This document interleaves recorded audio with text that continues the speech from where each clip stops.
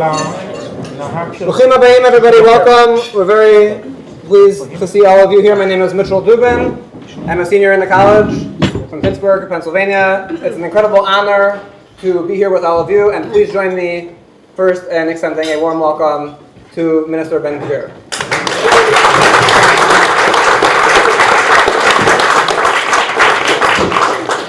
This week, I've been asked by a lot of people what my thoughts were about doing this event, of having everyone here, and I was approached to write something for the media, and I figured I would just read it to you because it's very short, instead of me trying to come up with it again on the fly. So, some of you might know in 1974, Yale convened a committee on free speech.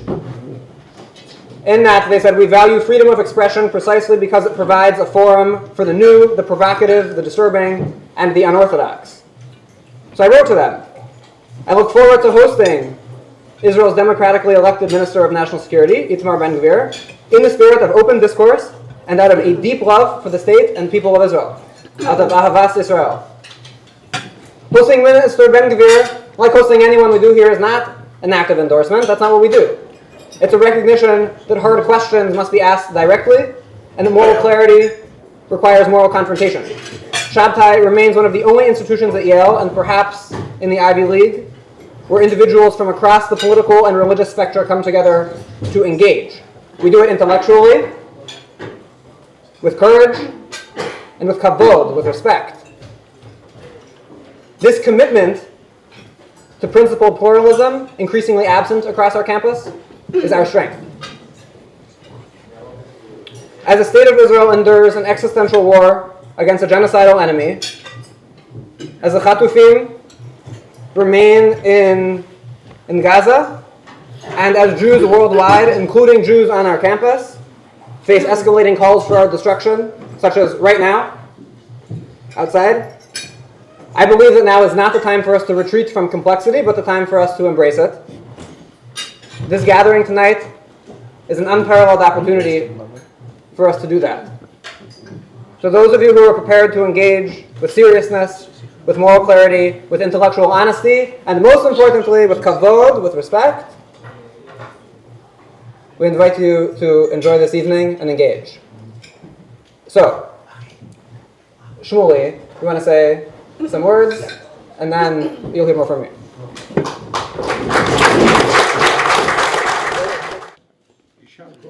Okay, so Shmuley introduced Minister Ben-Gvir. I'm going to speak a little bit about our conversation tonight and the topic of our conversation, which is securing Israel post-October 7th.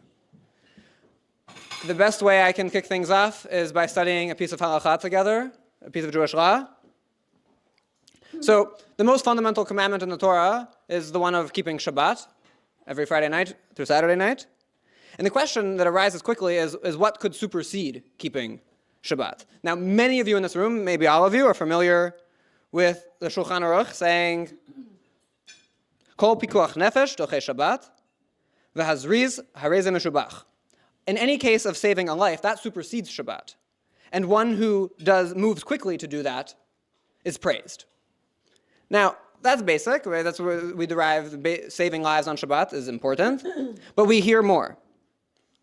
Regarding non-Jews who besiege Jewish cities, if they come for money, we do not desecrate the Sabbath to protect ourselves. But if they came to kill, we go out with weapons and desecrate the Shabbat. In a city that's near the border, though, even if they just come for straw or hay, we desecrate the Shabbat.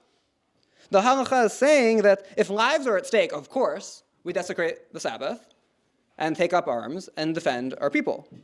But we also learn that in a vulnerable city near the border, even if lives are not directly at stake, that we're permitted and required to desecrate the Sabbath to protect that border city. Now, Israel, of course, is the city near the border that the Shulchan Aruch is referring to, in some sense. Israel is that city that must be defended at all costs. Yes, of course, from those who come to kill, but also just for the mundane encroachments. As we dive into our conversation tonight, I want to keep this at the front of our minds. Israel is the city near the border. It's the tip of the spear. Israel is the front line of world Jewry, and it's the front line of the West.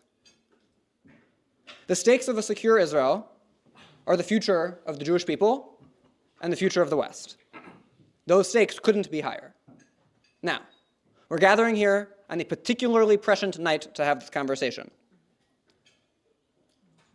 85 years ago tonight, what happened? The Holocaust went on, not just, but tonight, what happened? The beginning of the Warsaw Ghetto Uprising. So tonight and tomorrow, Yom HaShoah. Why tonight and tomorrow? Why the Warsaw Ghetto Uprising? Right? Many days could be Yom HaShoah, the day for remembering the Holocaust. It could be the day that the ovens at Auschwitz were ignited. It could be the day that the ovens at Auschwitz were extinguished. It could be the day that the 1 millionth Jew was killed, or the first Jew was killed. But Yom HaShoah is the day of the Warsaw Ghetto Uprising. We choose, by commemorating Yom HaShoah today, not to remember our people as victims, but to remember those who stood up with strength to defend their Judaism. I'm going to close by reading you one paragraph of a letter from the commander of the Warsaw Ghetto Uprising. He says the following: "With the aid of our transmitter, radio, we heard the marvelous report on our fighting by the Shavit radio station. The fact that we are remembered beyond the ghetto walls encourages us in our struggle. Peace go with you, my friend. Perhaps we may still meet again. The dream of my life has risen to become a fact. Self-defense in the ghetto will have been a reality. Jewish armed resistance and revenge are facts. I have been a witness to the magnificent, heroic fighting of Jewish men in battle." We, as American Jews, and as members of the West more broadly, we're like those that heard the broadcast about the Warsaw Ghetto Uprising. We're halfway across the world. We hear about the Jews rising up and defending the Jewish homeland a full hemisphere away. Warsaw, the ghetto, was the city on the border that had to be defended at all costs, even for the most mundane encroachments. Israel is today's city on the border. We have to take pride in Jewish self-defense, and we have to take pride in being Jews. Unfortunately, that is not a ubiquitous reaction. Most of American Jewry has retreated in this moment being right now. We are here. At Yale and at Shabtai, we are not Jews with trembling knees. We are Jews who stand tall and proud and stand up as Jews and for Jews.